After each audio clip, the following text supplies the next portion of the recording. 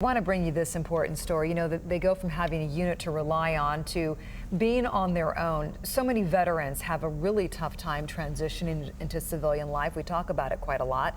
But there's one nonprofit here in North Texas helping them by putting them to work on the farm. It is one of the groups that will benefit from this year's Carry the Load, a march to honor and celebrate our nation's heroes.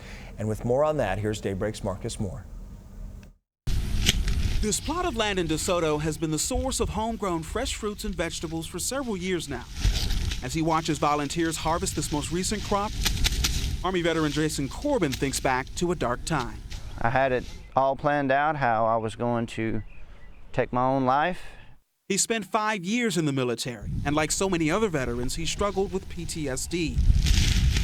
Life after service was one of loneliness, missing the camaraderie he'd come to love.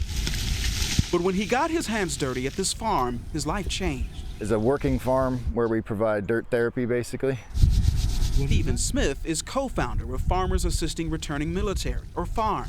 Vets join other veterans for agricultural training and therapy. They also learn how to create a business plan with the hope they might run their own farms.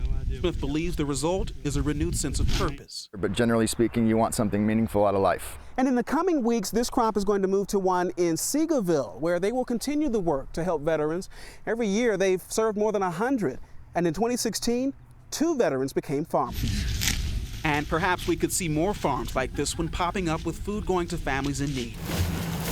Much like the produce volunteers are harvesting here before the farm moves. There's more than 2,000 pounds of food here, and you guys didn't want it to go to waste. No, not at all. Nick Marino is with TangoTab, a group that funnels meals to families in need every time you dine at a North Texas restaurant. We fund the projects to make sure that this stuff gets out there to the people that need it. And then grown by veterans. Grown by veterans. You can't get any better than that. It can't get any better than that. Veterans like Corbin, whose dark days almost took his life, but now he sees a bright future through farming. Marcus Moore, Channel 8 News.